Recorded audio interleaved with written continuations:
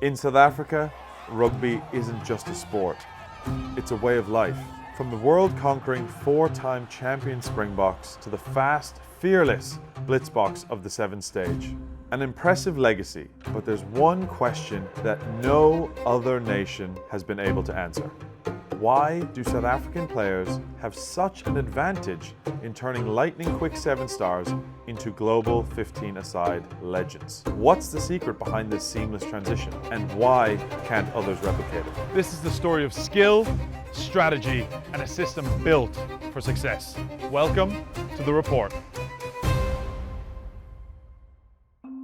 South Africa are the powerhouses of World Rugby. They have won 4 World Cups from the last 8 attempts. When you compare that to New Zealand, who have won 3 from the last 10, that's really saying something.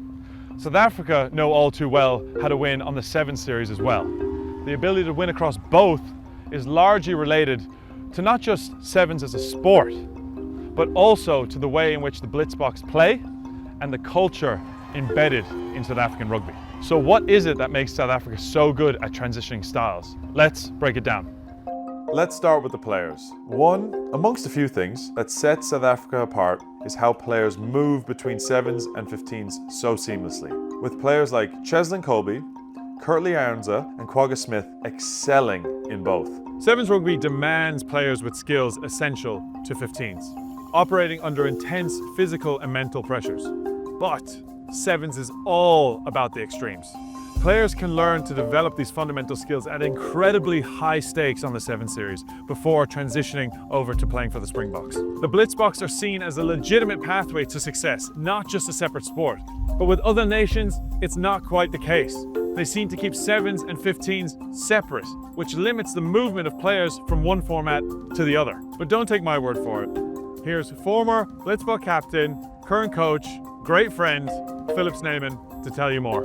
Yeah, obviously as a coach, you always want to have the best players possible. You always have that one unique thing you look at for a coach, and for me that's at work rate. You can teach them to pass, you can teach them to identify space, but if you don't have work rate, that's a really difficult thing to teach. For us as South Africans, it showed over the last couple of years that it's working for us, developing those players, making them all-round players. And for example, when Kwagga came into our system, he struggled to pass to one side, and the day he left our system, he was probably one of the best passers. His feel for the game, his awareness of where the space is. So I think that's where, for me as a coach, where sevens fits in. That physicality, that the one-on-one battles that you learn in sevens. A guy like Cheslin just showed this year, he was one of the best players in the world, probably the best finisher, and he don't stand back when it comes to the physical side of things. So I do believe there's a lot of things from sevens you can take over to different sporting coaches, but especially in the 15-man coach, which is the ultimate for the players at the end of the day.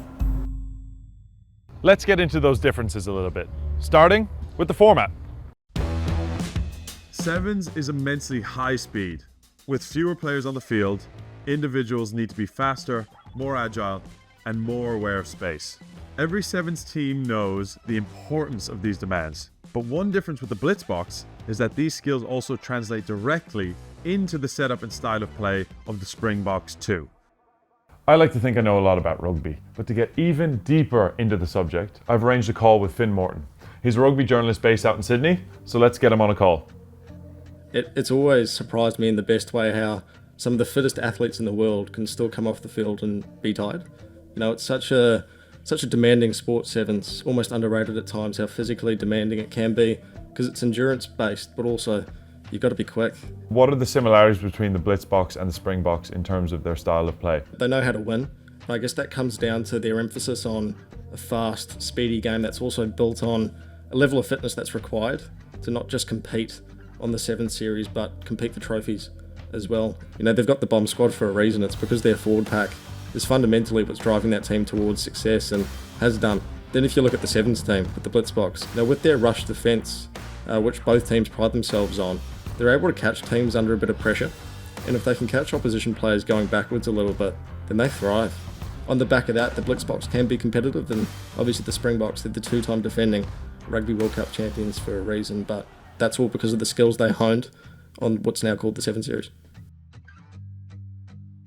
Rugby sevens isn't just about skill. It's about endurance as well. The high intensity at which the Blitzboks train requires constant movement, making them some of the fittest athletes in sport. This physical strength and conditioning gives them a head start when transitioning to the more grueling demands of 15s. And it's not just physical. Playing in front of crowds on the 7th circuit around the world builds mental toughness, preparing players for the pressure of test rugby. Look at players like Cheslin Kolbe or Kwagga Smith. They come in with a unique set of skills and confidence from their time in 7s. That's what makes them stand out.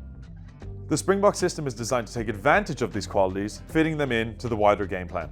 If you compare the level of physical activity with another team contact sport, like American football in the NFL for example, with players covering roughly 600 to 700 meters on average per game.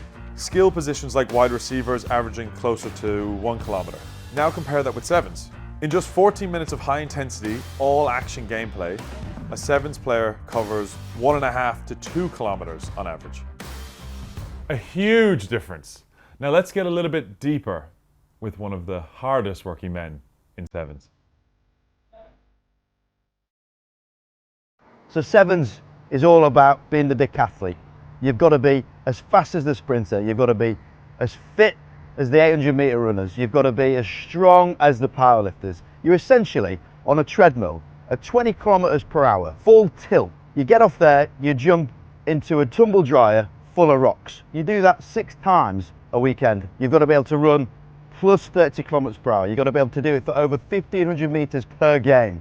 You've got to do it while someone is trying to whack you with a 360-degree perspective with one outcome, to beat you. Let's dig into the South African rugby culture a little bit more.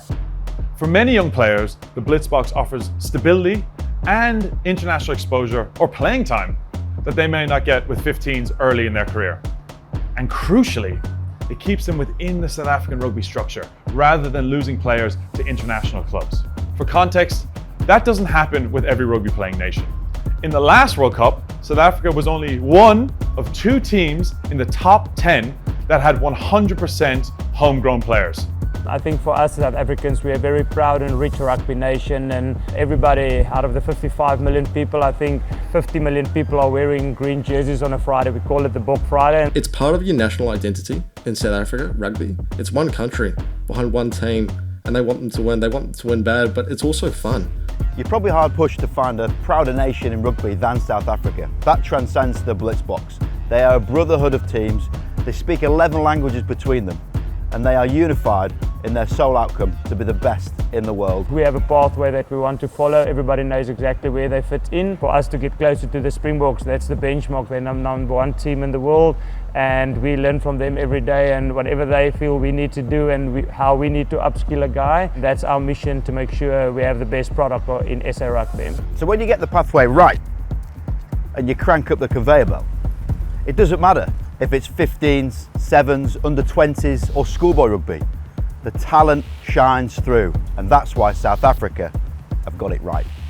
Yep, another one please. Cheers. How does the old saying go? You're only as good as your coaching? Is that even a saying? Well, either way, a large part of the success for both the Blitzboks and the Springboks comes down to its coaching.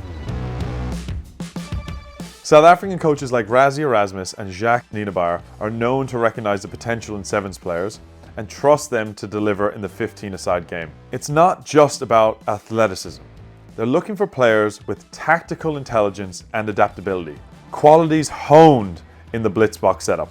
They're all desperate for the Blitzboks or Springboks to be at the top of the world. That's where they want these teams to be, and they're all invested in that in a big way. I think it starts at the grassroots level. If you look at the schoolboys and stuff, what they're playing under, those situations and the pressures, it's incredible, those environments. And from that level, the coaches are invested in making sure that these players are capable of getting to that next level.